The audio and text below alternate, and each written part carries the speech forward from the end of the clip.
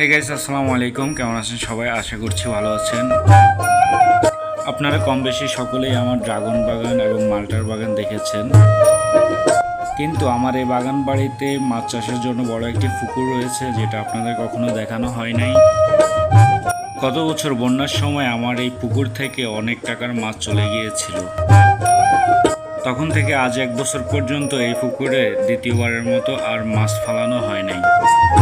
আর এই পুকুরটি তখন আমার বাবা বাইরের মানুষ দিয়ে পরিচালনা করতেন, কিন্তু এবার প্রথম আমি নিজে উদ্যোগ নিয়ে এই পুকুরে মাছ চাষের জন্য প্রস্তুতি নিই।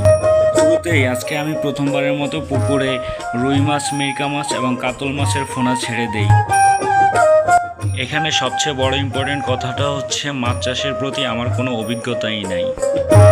অভিজ্ঞতা না থাকলেও আমি নিজে সাহস করে এই উদ্যোগ গ্রহণ করেছি, কিন্তু আমি জানি না আমি কতটুকু সফল হতে পারবো।